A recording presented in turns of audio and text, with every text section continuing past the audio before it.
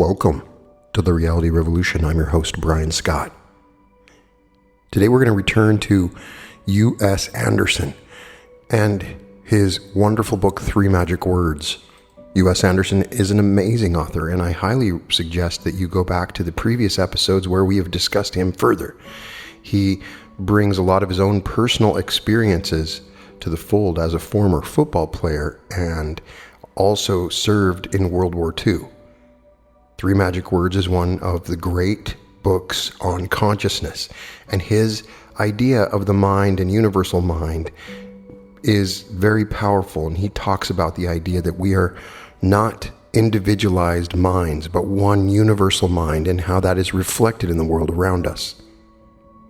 Today we are going to talk about the mystery of mind, as discussed in 3 Magic Words. There's a short meditation at the end that is wonderful.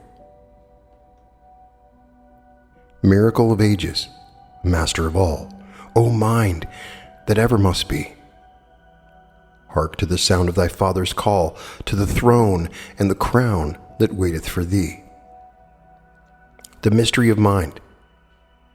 How accustomed we are to regarding mind objectively, how conditioned we are to thinking of mind as brain, an isolated accumulation of gray protoplasm 2 inches behind our foreheads. We give our approval to scientific techniques which trace out brain convolutions and nerve networks and tell us of the storage compartments of memory, the cellular seat of reason, the pulpy mass that gives rise to imagination, the spinal network of conditioned responses. These, we say, are mind, these arrangements of matter, which we generally investigate in dead persons or in partially inanimate ones. Yet how far from the truth this is. No one has ascertained the quality and quantity of I by investigating nerve tissue under a microscope. The impact and mystery of self-consciousness, the personal I am, has never yielded its secrets to the surgeon's knife or the biologist's probings. To objectively state that the body has a nerve center called brain does not bring man one step closer to an understanding of his own self-existence. A thing of such stuff as dreams are made, of which brain and nerve and tissue are but a result and never a cause.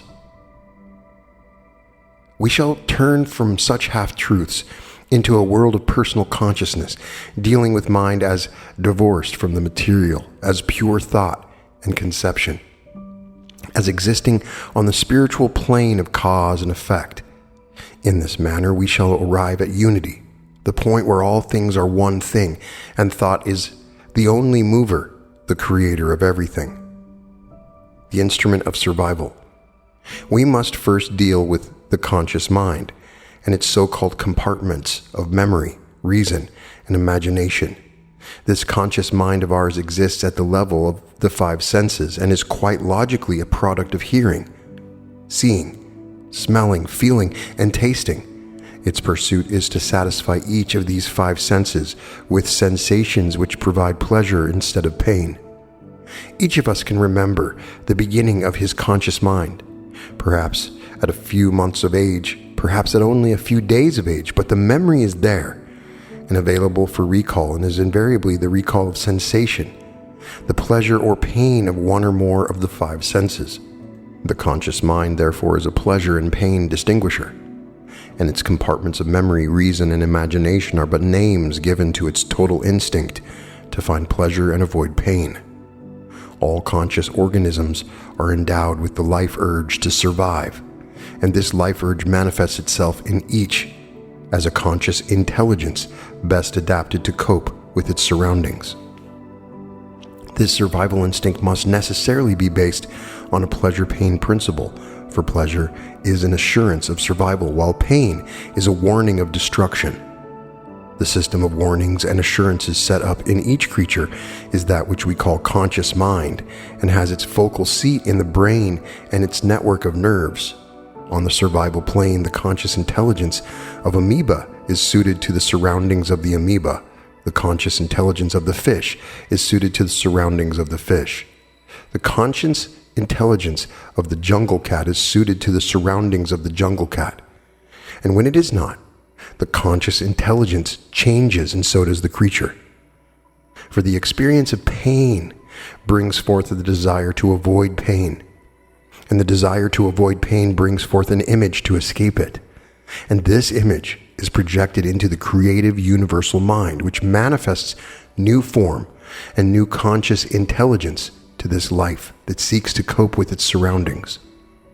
Thus with all evolution, thus with all adaptation, thus with all of life in whatever form, for form is only temporary, a projection of conscious desire, inescapably the result of thought. Functions of conscious mind. The conscious mind of man then remembers the circumstances which produce pain and pleasure, analyzes from experience which may produce pain and pleasure, imagines a flight into pleasure and escape from pain, and herein lie the compartments of memory, reason, and imagination. Therefore, the conscious mind is a recording, analyzing, and selective instrument for sensation. As an instrument of sensation, the conscious mind is finite, a thing of this world, a thing of the senses, a structural part of a working organism without use or purpose once that organism has ceased to be. The conscious mind then must be as destructible as the body which houses it, and we concern ourselves with it here only because it is our means of contact with our true selves, and we need to understand what its functions and limitations are. Primarily, the conscious mind is a recorder, an analyzer, and a filer. It records sensation at the level of pain and pleasure. It analyzes the sensation according to circumstances which caused it, and it files such sensation away under one of two main compartments, headed recall about pain and recall about pleasure. Now, of itself, the conscious mind has no memory. In other words, it does not contain a storehouse in which is laid up all experience and sensation. The faculty of memory as applied to the conscious mind is simply its ability to recall certain experiences and conclusions which have been recorded in the subconscious mind. For the memory of the subconscious mind is perfect. Every thought of the conscious mind has been indelibly recorded in the subconscious, as well as every sensory perception of the individual. The great mass of this material is forever lost to the recall of the conscious mind, for it can only be so recalled when it has previously been filed away with instructions to the subconscious mind to release it for recall. Beneath the level of consciousness. Thus it can be seen that subconscious memory contains a vast store of material, premises, conclusions, and perceptions that exist without the knowledge of the conscious mind. This vast store of knowledge beneath the level of consciousness affords a great portion of the latent power in each individual person. For could you this moment but recall all this knowledge perfectly, your efficiency and wisdom as an individual would be increased 1,000-fold. These subconscious memories which exist beyond conscious recall are neither a plus nor minus factor in the circumstances surrounding any person. Since the conscious mind has never attached importance to them, has never arrived at conviction concerning them, they do not move the subconscious mind to creation, but simply exist, a huge smattering of experience and knowledge lying dormant. But there lies in the subconscious mind convictions which have been filed away by the conscious mind with the express order never to be available for recall, the prompters. Here, in these pain rejections, these conclusions which the conscious mind could not bear to tolerate, these images of conviction which have been buried from sight, we find our illusory devil truly at work. For the nature of universal intelligence is that it responds to conviction, and the prompters move the subconscious mind to those very things which the individual fears. The conscious mind, the pain-pleasure recorder and analyzer of individual existence, is but an infinitesimal part of a gigantic whole, the entire power and wisdom of which are within the reach of every intelligent person. In order for us to truly grasp the significance of the relationship between man and the universal subconscious mind, we must start at the beginning an arbitrary and assumed point, for there is no beginning to infinity, just as there is no conclusion. The eternal substance. In the beginning, the Word does not imply that the beginning of the universal mind was the result of the Word, but rather the beginning of our physical universe as we know it today. Indisputably, there must have been a beginning of the physical universe. Undoubtedly, there will be an end. But on the plane of universal mind, we will find no such beginning and no such end.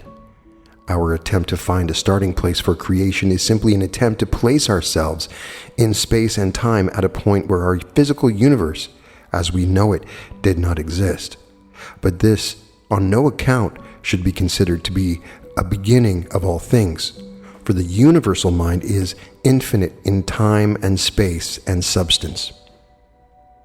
It has only been very lately that our probings at the elemental substances of nature have yielded us the knowledge that mass and density are purely relative. The astounding discovery of science that there is no such thing as a solid mass has revised the thinking of the entire world. Even as you listen to this and consider that the chair upon which you are now sitting is simply a collection of particles which are moving about with the rapidity of express trains, your very credulity is threatened. When you consider further that there is 1,000 times more free space between each of those particles than there is mass in the particles themselves, you are seized with the uncomfortable sensation that you are sitting on nothing. Now, if you will hold this thought for a moment and consider that your own body is similarly made up of a collection of free-moving particles widely separated by space and moving about in frenzied agitation, then all of a sudden you will see the affinity between the chair and yourself. You are both made of the same substance, which is simply a collection of the only substance there is, and the only differences between you and the chair are of form and consciousness. The atomic theory. Not so long ago, science entertained a premise that certain elements were basic in nature and could not be broken down into other substances.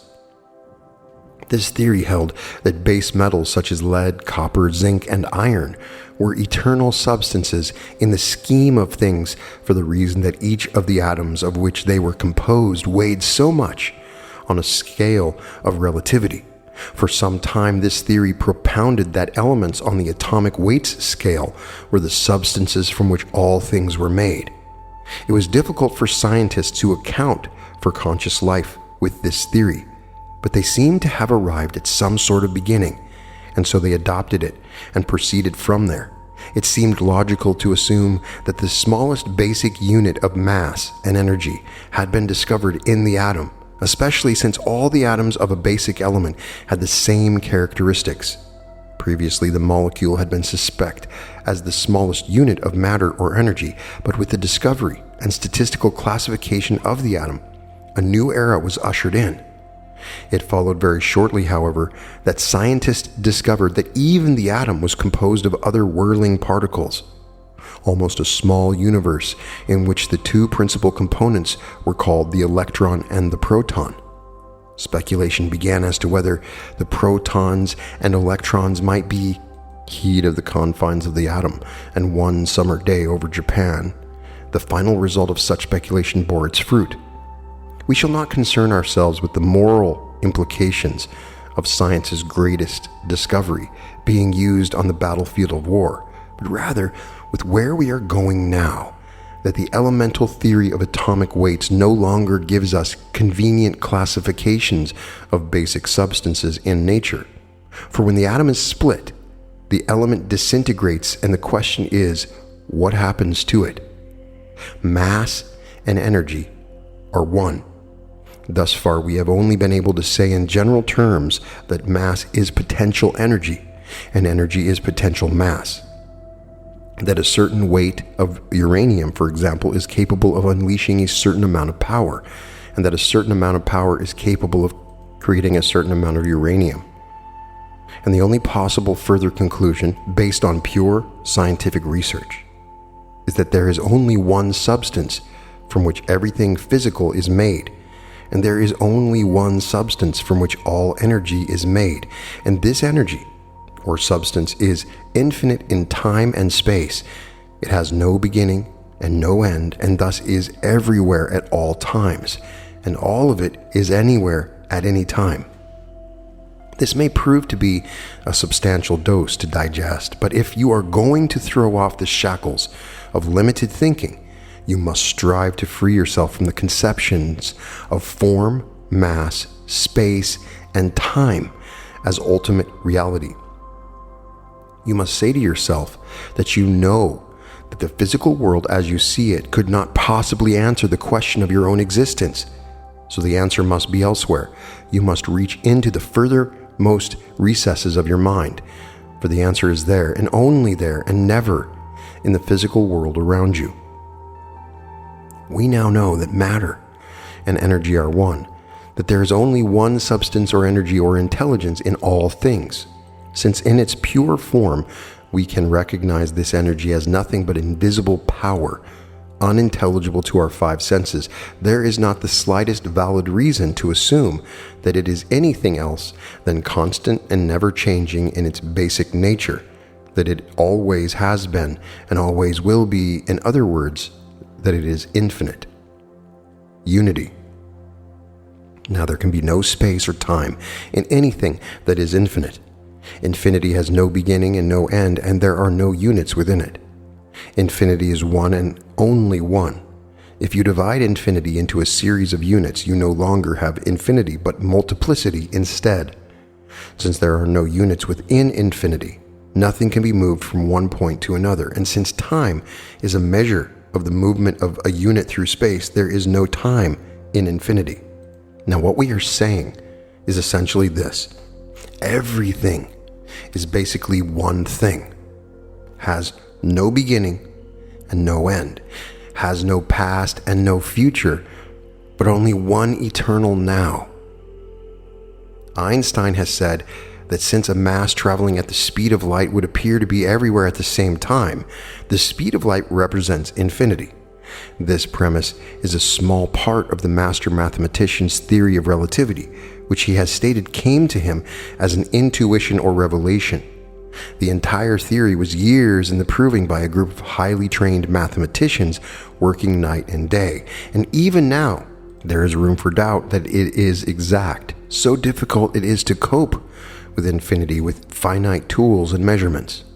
Yet few, if any, doubt the basic truth of the theory of relativity today. It is obvious that anything actually traveling infinitely fast would be everywhere at the same time, which could only be one time or all time, and all of whatever was traveling at that speed would be at any particular point, and all of it would be everywhere at all points. Infinity and God. Infinity is a difficult word, since words are attempts to convey thoughts.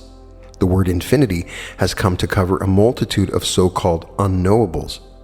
Today, many people popularly use the word to cover anything that goes beyond their understanding, but it actually is as exact a conception as anything could possibly be. Very probably the most exact conception mankind has ever been able to draw. Infinity is the word that science has substituted for God. This is not to assign to science an irreverent attitude, for scientists as a group of men are the most reverent in creation. Scientists simply cannot work with an unknowable, and religion says that God cannot be known. Infinity, says science, is that oneness behind all creation that can be known. Thus the natural substitution of words. But of course we are not talking about two different things at all. God is one. Infinity is one. God is everywhere, is an everlasting now. God knows everything. Infinity contains everything. Religion, biology, botany, chemistry, electronics, physics, and all science, all philosophy. All the thinking efforts of man are but different roads which lead to one common destination, infinity or God, whichever you will. Infinity or God, eternal substance, eternal intelligence, that thing which is everything and yet is but one thing. That thing which is everywhere and yet is but one place. That thing which is all time, and yet is but one time. That thing which is all form, yet is but one form, infinite, eternal, only one, and never changing, that to which all things are known, in which every physical object has its being. This is God, and all of God is in us, this moment, right now, and all the moments to come. The grand conception. If we have lost you now, it is only because your conception of the final reality of the physical world is so strong that for the moment it will not dissolve before your efforts to free your mind. If you are floundering, wondering whether this is dream or substance, fact or fiction, simply keep your resolve and your faith. You could scarcely learn to speak a new language in several months, and this language transcends all others. Be assured of this: all the mystery and complexity will disappear. As you continue to study and meditate, you will one day listen again to the portions of this podcast which seemed complex, and will be amazed at how fundamental and simple they seem to you, for you are gathering from each far more than you know, coming closer to an understanding of your true self, breaking down the finite bounds in your thinking, undergoing an expansion in power and conception that you may as yet be unaware of. Yet you can be sure that when the last chapter reveals the metaphysical secret, which is so simple yet so difficult to grasp, there will be meaning and power in everything that you have listened to. So let us stand for the moment on the conclusion that there is but one power behind the entire universe, which is everywhere at all times, and is the substance from which all things are made. Later we shall cover in detail how form is called into being through and by this power. But for now, it is enough to know that the same infinite intelligence pervades all life, all vegetable and animal life, and even every inanimate object of our world. This infinite intelligence, then, is the only mind there is. We are all using it. We can't help using it, for it is one and everywhere, and is the stuff from which all things are made. It is as different from the human brain as night is from the day. For the human brain is a specific instrument for a specific organism, for specific surroundings, while the intelligence behind all creations cannot by itself be specific in either time or place, form or circumstance. Being external and unified, it does not recognize these things except as projections of the consciousness that exist within it. One mind only, which is everywhere and everything. This is the subconscious mind, and now, today, we are able to see it and to experiment with it. Hypnosis exposes the subconscious. First, and most important of the tools with which we are able to reach the subconscious is hypnotism. For through the techniques of this science, we are able to temporarily put the conscious mind out of the way and deal directly with the God power, the infinite intelligence in every man, the subconscious mind. And the very startling discovery we make immediately is that the subconscious mind reacts entirely by suggestion. In other words, it has no volition of its own. It does not by itself make choices, indulge in arguments, postulate theories, search for answers, wonder at possibilities. It only accepts and acts. Once it is given a suggestion, it immediately sets to work to make that suggestion truth, for it accepts that suggestion completely. Now, the unfortunate thing about hypnotism is that its evolution has been such that people tend to regard it as a type of trickery. Those of you who have seen hypnotists work may have been witness to a series of trivia, which, even though it has perhaps confounded you, has nevertheless left you with feelings of charlatanism, or even worse, an attitude of, so what? You may have seen a man act as if he were a bear, shiver with cold even though the temperature was normal, break into a sweat in the same normal temperature. You may have seen a man put into a cataleptic state in which his limbs became rigid, and he resisted great forces or held great weights. Or you may have seen a person unable to resist post-hypnotic suggestions by reciting certain poetry on a word cue, picking up a certain object as a result of a gesture, or performing any one of a dozen other pointless acts.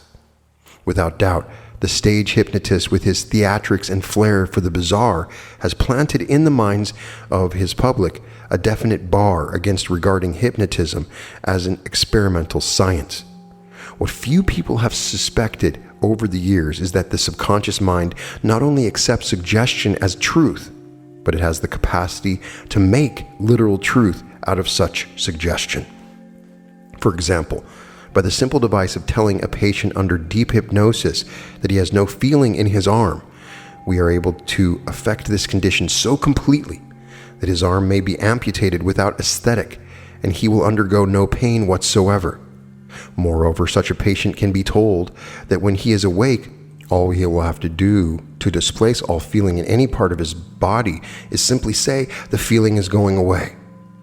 The day is not too far distant when each person will carry his own aesthetic with him in the form of this simple phrase. Consider how much suffering will be saved during accidents, disasters, and wars when an injured person can immediately allay his pain by simply saying, "The feeling is going away." With isolated individuals, such a situation has already become a reality in clinical tests.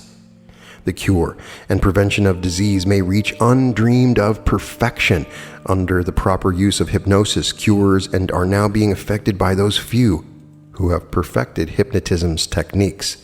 A young lad who from birth had been afflicted by a hideous malformity of the skin, a thick crustaceous development called elephant hide, and for whom medical science could do nothing, has now a normal skin through hypnosis. How?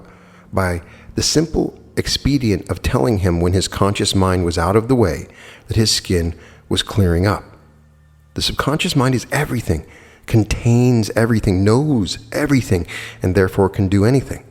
All it needs is the suggestion. All matter, all substance, all knowledge exist within it. And it rearranges them according to suggestion. And hypnotism is the first concrete way in which man has been able to reveal and study the workings of the mind. Limitations of hypnosis. Now, if hypnosis can accomplish the cure of disease and the anesthetizing of the body, it is reasonable to ask, why is it not more widely used? The answer is that it is coming to be, but so shrouded in superstition and ill repute is this science, so fraught with misunderstanding and malpractice, that scientific minds have been reluctant to put it to wide usage. More than that, the scientific studies of the subconscious mind have revealed an instrument of such astounding power that scientists have hesitated to reveal anything of that about which they knew so little. Nevertheless, hypnotism is coming into increasingly popular use in medicine. Now, where does the power of the subconscious mind cease? If you tell a sick man's subconscious that he is well and he becomes well, if you tell an injured man's subconscious that he has no pain and he feels none, does this perhaps mean that you can tell an unsuccessful man that he is successful and he will become successful? It most certainly does. Given the proper suggestion, the subconscious mind will manifest success from failure, health from disease, prosperity from poverty, friendship and love from loneliness and isolation. For nothing is impossible to the subconscious mind, and it operates entirely by suggestion. From the foregoing, it would appear at first glance that the only thing the world needs to cure its ills is to have one wise and kindly hypnotist put everyone into a trance and then inform them they are healthy, prosperous, successful, and loved. And presto, the millennium is here. Ridiculous as this may sound, if such a sufficiently enlightened and trustworthy person could be found, and some method of effecting the hypnosis could be developed, the millennium indeed would be dawning.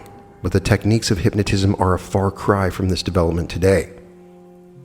Thus far, it has been fairly conclusively proven that with the present techniques of hypnosis, only about 1 out of 5 people can be hypnotized. More than that, a hypnotic suggestion once planted in the subconscious will eventually dissipate itself if it is not renewed, so that a hypnotized person who is told he is recovering from a disease will show a definite improvement for a few weeks. But if the hypnosis is not repeated and the suggestion replanted, he will soon relapse to his former state. Why? Simply because his mind contains a conditioned response, the prompter, which is making him sick. A new conditioned response prompting him to be well has been planted. But this new seed must be watered and tended in order for it to grow. The old seed, the prompter, is a flourishing weed, and its conditioned response, you are sick, must be overcome and disintegrated. But regardless of insufficient techniques, hypnotism has revealed beyond all doubt there is in man a mind with infinite creative power, and that this mind responds entirely to suggestion. Techniques of hypnosis. Now, you may ask, why is it that a perfect stranger can tell your subconscious when you are under hypnosis that you have no feeling in your arm, and forthwith you have no feeling in your arm, while if you yourself in a normally conscious state say that you have no feeling in your arm, the feeling is just as lively as ever? You are not able to accomplish this cessation of feeling because you think as well as speak. You are not simply telling your subconscious that you have no feeling in your arm. You are forming the words in your mind or speaking them aloud, but this thought is accompanied by a dozen others such as, this is silly, I know it won't work, this of course is impossible, I have normal feeling in my arm because I am aware of feeling now.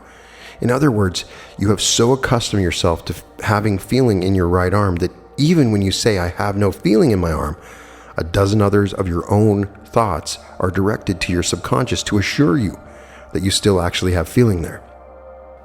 There is positively no other explanation for the fact that the hypnotist can accomplish what you can't. The very primary fact that he must put your conscious mind out of the way is all the proof we need. The conscious mind, then, being asleep, cannot say, don't, or it isn't possible. The conscious mind can do nothing, and the subconscious mind seizes on the suggestion of the hypnotist and attempts to turn it into truth. The very techniques of hypnosis illustrate this point. The hypnotist begins by having the subject get into a comfortable position. Why? Because he knows that the conscious mind of the subject must go to sleep. He then begins to talk sleep to the subject. To facilitate this, he may ask the subject to concentrate his sight on some object, such as the tip of the hypnotist's finger or his eyes or any object in the room. The purpose of this is to incite a tiredness in the eye muscles of the subject and thus promote a sleepy feeling. Patiently, the hypnotist talks to the subject about how his eyes are becoming tired. He may continue on this vein for 5 minutes, fully aware of how repetitious he is, for he knows that repetition is essential, that only through constant reiteration will he plant the seed in the subconscious mind. After a while, the hypnotist may begin to talk of how the eyelids of the subject are closing, how heavy they are getting, how it is impossible to hold them open any longer. When he sees that the subject's eyes are drooping and heavy-lidded, he may say, you cannot hold your eyes open any longer. If at this juncture the eyes close, he is well on his way. The hypnotist now talks of how tired the patient is, how much he feels like sleeping, how delightful it is to sleep soundly. Once the subject is in a state of deep sleep, the hypnotist may simply leave him there for a while and then awaken him, confident that the next hypnotic effort will be accomplished with much greater simplicity and that the patient will go into an even deeper sleep. The deepest sleep possible on the part of the subject is what the hypnotist strives for, because he knows that in order to get directly at the subconscious mind, he must have the subject's conscious mind thoroughly out of the way. Once deep hypnotic sleep has been induced in the patient, suggestions of health, prosperity, etc. can be given his subconscious, and they will tend to be manifested in the physical world.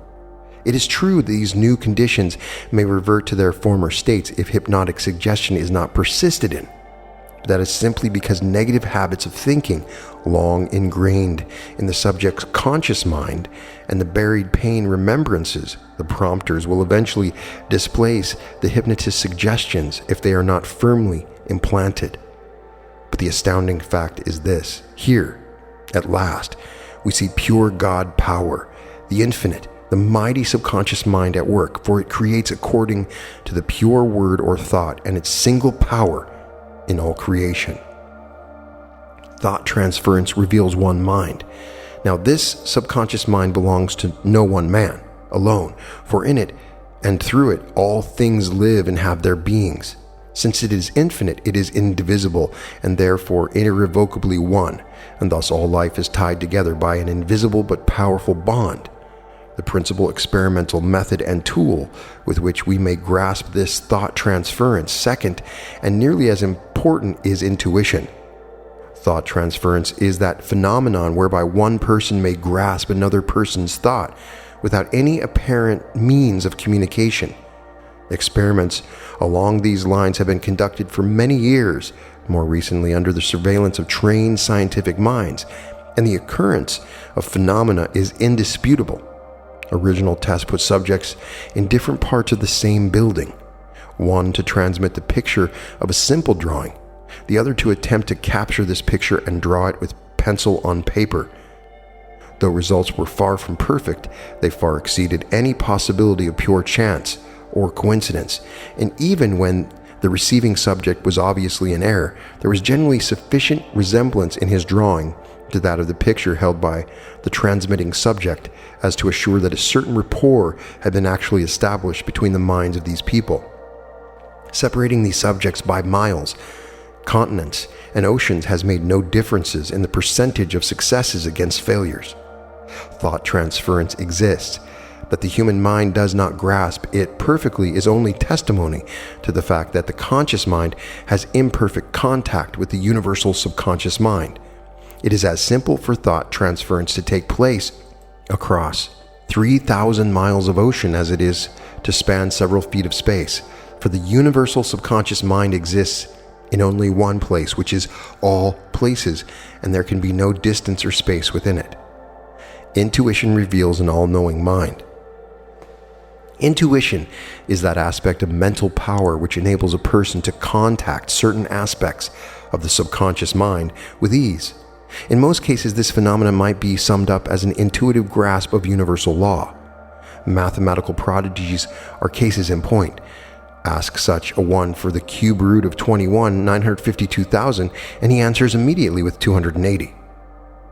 He does not stop to figure this, to factor, to add, to subtract, to multiply, to carry. The answer is apparent to him. It is apparent because he sees the law, and the law automatically yields the answer. There is nothing mystical or occult about this, since the universal subconscious mind knows everything. It does not figure out anything. The answer is synonymous with the question. Intuitively, the mathematical prodigy is in contact with the subconscious mind, and he sees immediately with the posing of the problem exactly what the answer is. Musical prodigies are similarly intuitive. Music follows the same universal law as mathematics, a fact that may be difficult to assimilate for some of you mathematicians who can't sing a note, and some of you musicians to whom a problem in short division poses its own brand of terror. But the law is the same when it is apparent, and Joel Cooperman, not yet of school age, giving answers to complicated mathematical problems, and the child Beethoven composing a symphony are both using the exact same intuitive grasp of universal law. Adela Rogers St. John, whose superb stories are read by millions, has a surefire method for creating her outstanding fiction. My whole effort is to get myself out of the way and let something take over, she says. When something takes over, the story gets written in no time and is far superior to anything I alone could do. Naturally, I'd rather have something do it. Happily, something usually does. Miss St. John is well aware of the limitless power for creation that flows through each of us. Every great artist and engineer, physicist, chemist, and astronomer, all who seek after creation and answers, must, perforce, have some contact with the universal subconscious mind. This contact comes when they get themselves out of the way and let the only mind in all creation provide them with the answers. The characteristics of this great mind become apparent under deep hypnosis. It acts as if it can make anything without doubt, without wonder, without fear, without hesitation. Though hypnotic experiments have not yet gone so far, there is little doubt but what the subconscious mind can do exactly what it undertakes to do, for it knows everything, and everything exists within it, and its only movement is to change the arrangement or apparency of its own substance. The success of thought transference is increased many times under hypnosis. The intuitive grasp of universal law is increased many times under hypnosis. The hypnotized person can, with vastly increased effectiveness, read the thoughts of other minds and answer problems where he has no known understanding. Methods of reasoning. As science knows the reasoning methods of the mind of man, they generally come under two main classifications: inductive reasoning and deductive reasoning. Now, inductive reasoning means to reason from the particular to the general. For example, given an individual cat that can see at night, inductive reasoning sets out to prove that all cats can see at night. Deductive reasoning, on the other hand, given the premise that all cats can see at night, will arrive at the conclusion that a particular cat in a particular place at a particular time can see at night. In other words, inductive reasoning observes a specific occurrence and attempts to arrive at a general law to cover all such occurrences. Deductive reasoning is already in possession of the general law and simply uses this law to determine what may happen in specific circumstances in which the law is involved. It is apparent that inductive reasoning knows circumstances and seeks the law, while deductive reasoning knows the law and seeks circumstances. The parallel can be seen immediately. Man knows circumstance and seeks the law. The universal subconscious mind knows the law and seeks circumstance. The subconscious mind reasons only deductively. It cannot reason inductively because it already knows all law. It seeks only to determine circumstance from its complete knowledge of the law. This characteristic of the subconscious mind, that it reasons only deductively, that it therefore has in its possession the full knowledge of all governing law, is an indisputable proof that it is the infinite substance, God in man, the ultimate or absolute of all creation, and it is obvious that the individual's complete use of this mind will provide him with all the power of creation. The subconscious responds to suggestion alone. The great enlightenment truth which hypnosis has provided us is that universal subconscious mind responds entirely to suggestion. In other words, this subconscious mind attempts to create in form and circumstance that which the conscious mind suggests to it. This subconscious mind does not direct man as an automaton, visit disaster and suffering upon him, govern his life. Indeed, it is the servant of man and does exactly what man tells it to do. To illustrate the towering conception, let us go back to the young man who was cured of elephant hide through hypnosis. What did the hypnotist say to him? Your left arm is clearing up. That only. He did not enter into a series of whys and wherefores and ifs and buts. He simply said, your left arm is clearing up. Forthwith, the left arm cleared up. It is ridiculous in its simplicity. The young man himself could not say, my left arm is clearing up, and have any healing take place at all. Why? Because he was in complete rapport with himself. And when he said, my left arm is clearing up, he was simultaneously thinking, I've been this way all my life, and there's no hope. It isn't possible to cure this hideous skin by simply saying words. I see this ugly skin before me, and it is there, and I know it. So what did the subconscious mind receive? It simply received the young man's conviction that he had an ugly skin, which continued to manifest in reality. For the subconscious mind always acts, and it acts on those thoughts behind which there is the most conviction. Perhaps you are thinking that it would be a wonderful shortcut to simply put yourself in the hands of a qualified hypnotist and have him solve all the problems of your life by planting the proper suggestions in your subconscious mind. It is true that any immediate problem of yours might well be solved in this manner, but it is certain that you would not relish the necessity of running to the hypnotist every time you are faced with a problem for the rest of your life. No psychiatrist or hypnotist can live for you, and it is unlikely that you would want him to, even if he could. This is your life.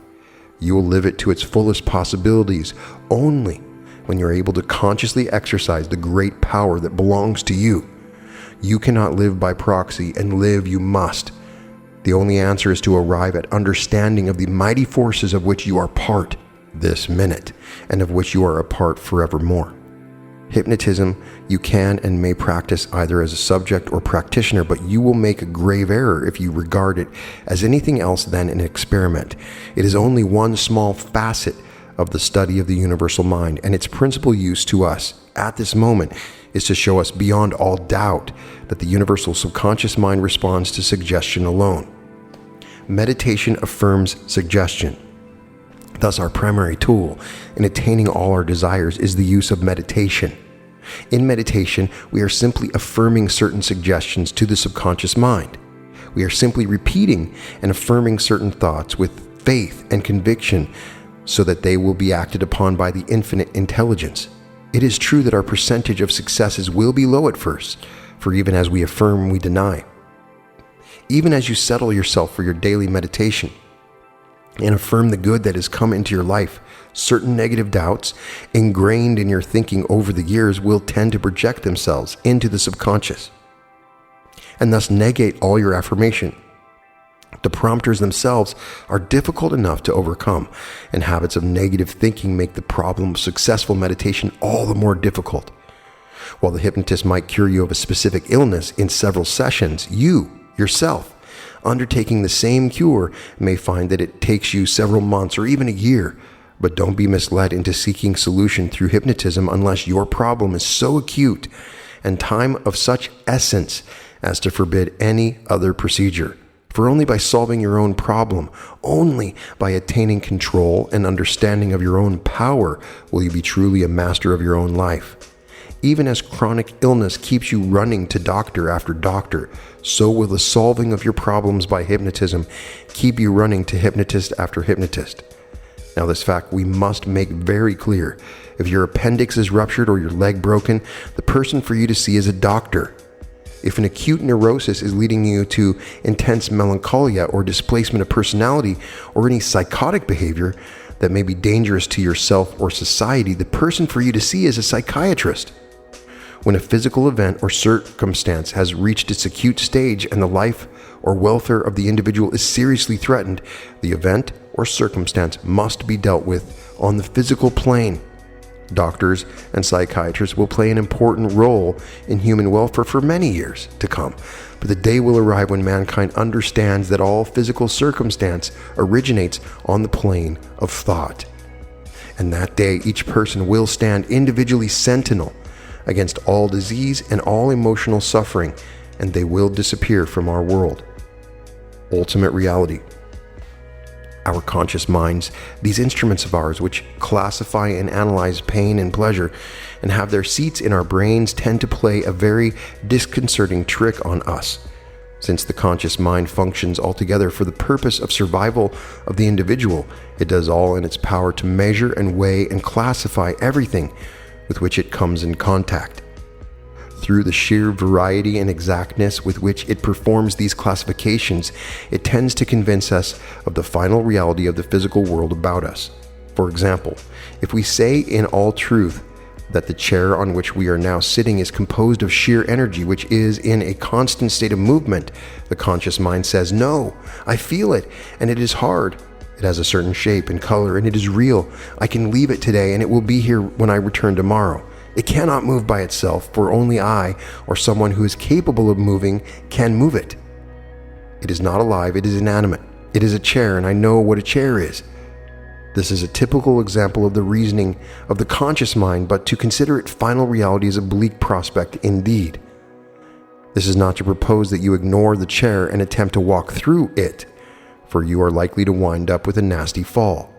This is only to state that the physical objects and circumstances of our world cannot be final reality.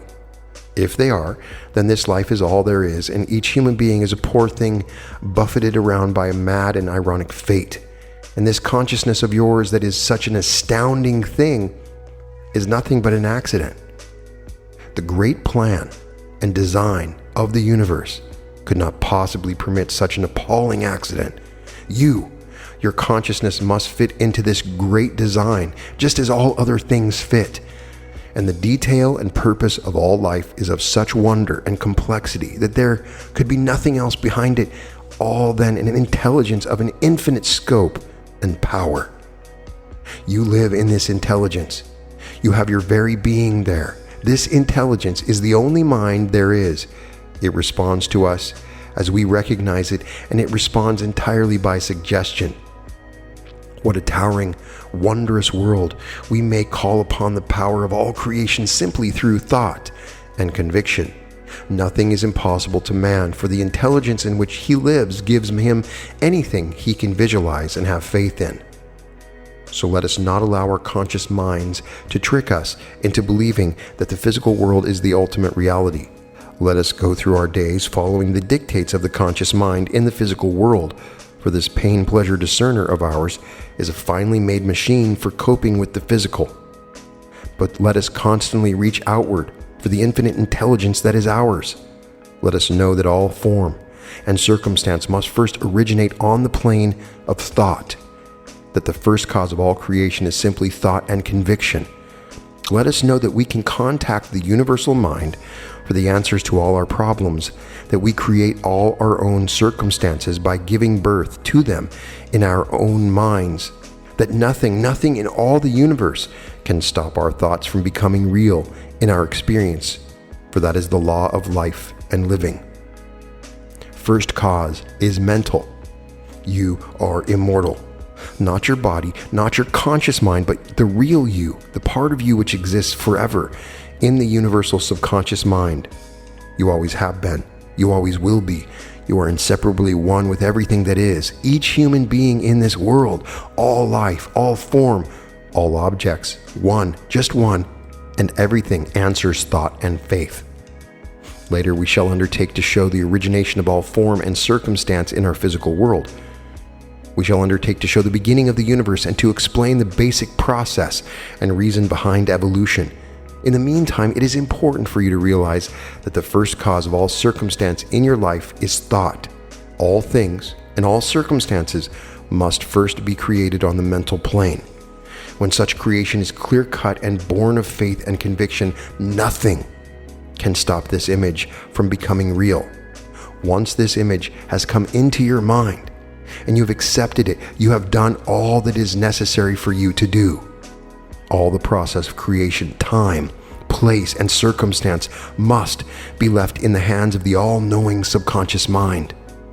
The physical circumstance you desire may come from a direction you expect, or it may come in such a way and such a manner as you have never dreamed. Don't strain or urge or become impatient.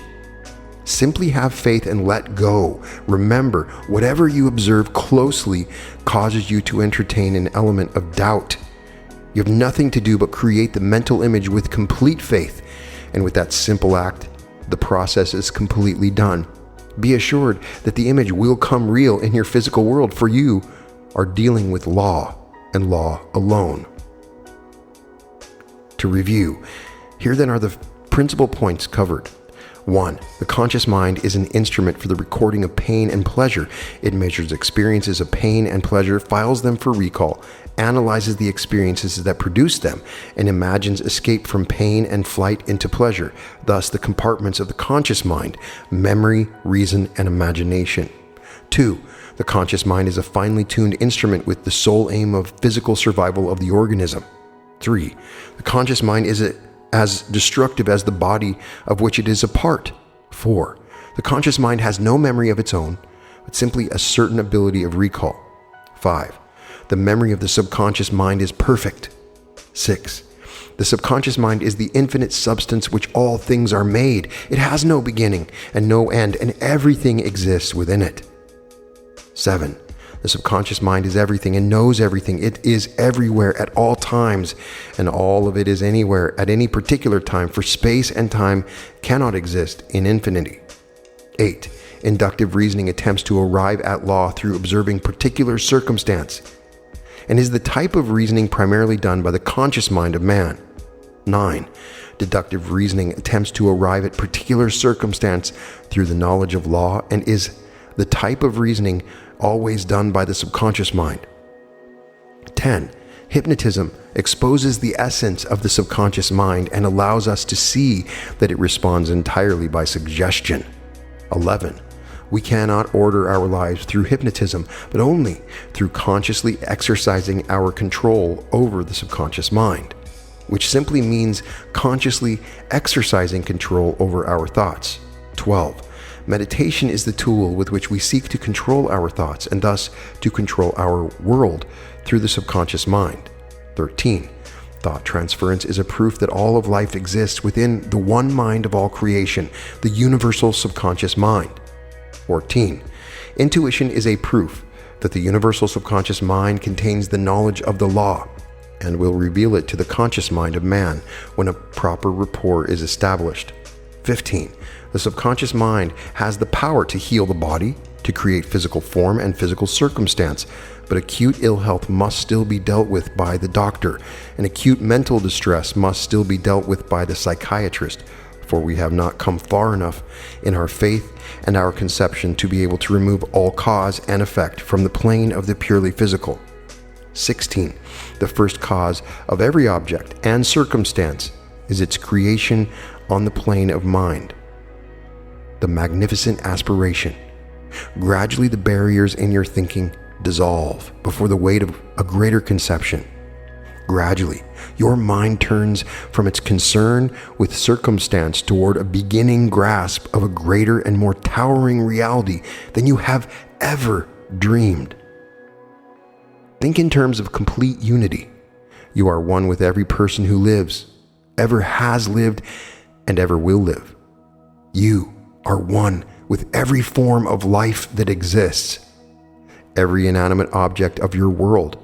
For all things are made from one thing, and thus all things are one thing. And objects and circumstances exist as the result of conception and desire being projected into the infinite creative substance of which we are all a part, in which we are all one. Thought is the only mover. According to the degree of your conscious intelligence, you will grasp the power that is yours. According to your conscious intelligence, you will project images into the subconscious mind, which are great or small. Thus, there will be returned to you only those circumstances of which you are capable of conceiving. But whatever you conceive will be returned to you, and if doubt and fear predominate your thinking, those very things that you fear will be visited upon you, for they are convictions that the subconscious mind must create into actuality. We can't escape living in the subconscious mind, and we can't escape thinking. And we can't escape having our thoughts manifest themselves in our physical world. But we can control our thoughts. We can control our thoughts, and thus we can control our destinies. And we can become as great and as powerful as we can conceive of being. For there is at our disposal the unlimited power of all creation. The meditation that follows is aimed at creating harmony and effectiveness in your daily life. No matter what your work is, out of the home, in the home, manual, mental, employee, employer, you can create and attract circumstance and harmony so as to make each day full of achievement and satisfaction. Remember that meditation is the tool with which we work. It is our way of giving suggestion to the subconscious mind. You must not fail to engage in your meditation period daily. Only through the constant use of this great tool can you achieve control over your circumstance and your destiny. You will succeed, for you cannot fail. You are dealing with life force, are a part of life force, and power through self-realization is the destiny of man. Meditation. I know and recognize my oneness with all things. I know that all form and all circumstance are the creation of an infinite intelligence that is in and around me.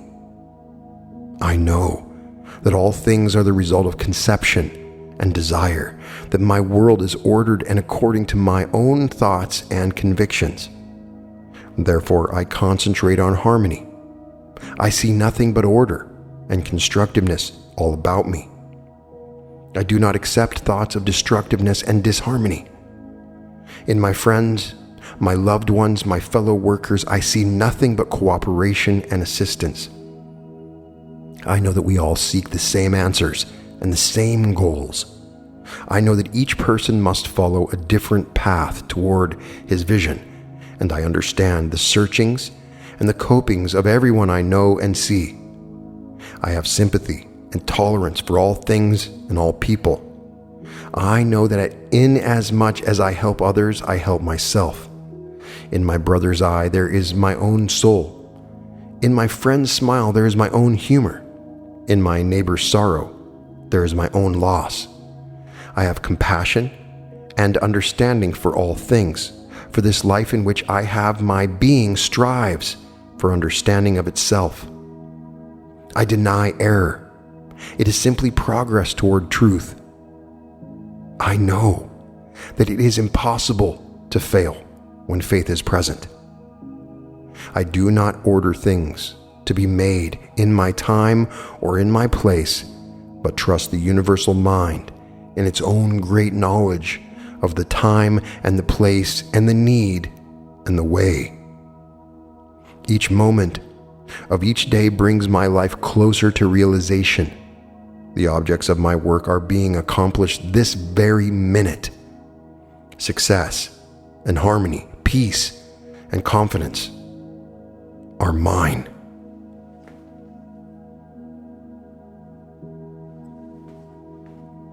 And that is the discussion of Mind by U.S. Andersen, a phenomenal compilation of theories we've already discussed on this podcast in a beautiful and wonderful way.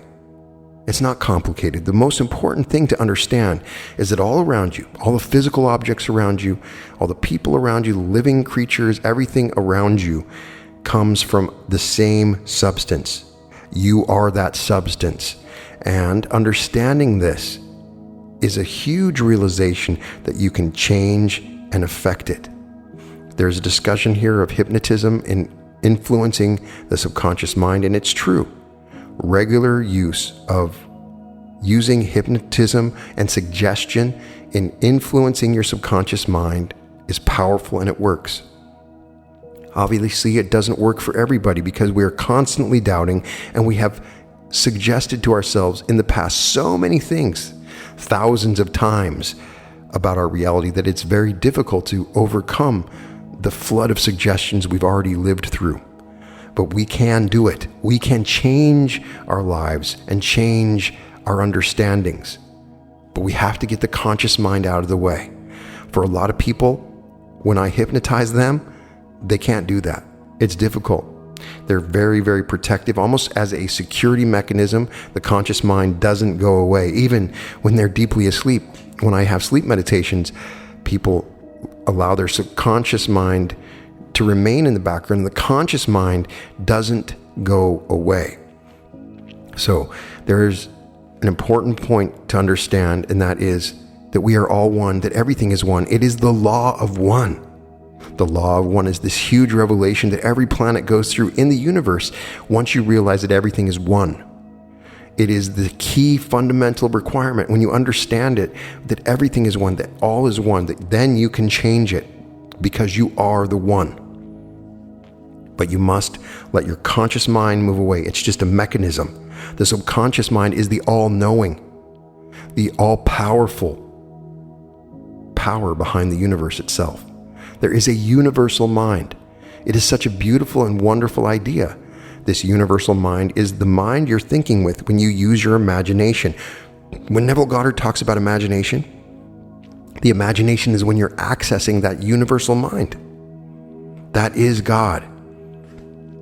That is the thing that we're trying to access. We all have our own experience.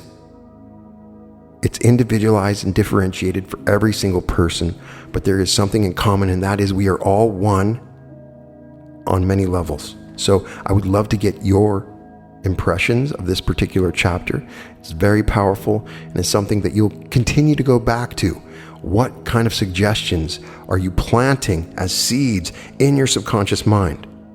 You should become more and more aware of the things you're thinking and the thoughts that you have, and what are you watering?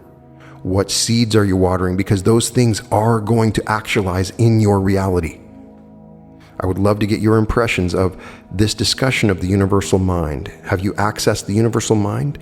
How have you accessed it? How have you influenced your subconscious mind? What works for you? In any case, I am accessing the universal mind and sending out suggestions of love, happiness, and bliss for everyone. And you're feeling it now through the vibrations of my voice. So go out and have a fantastic day, because that is what you're meant to have.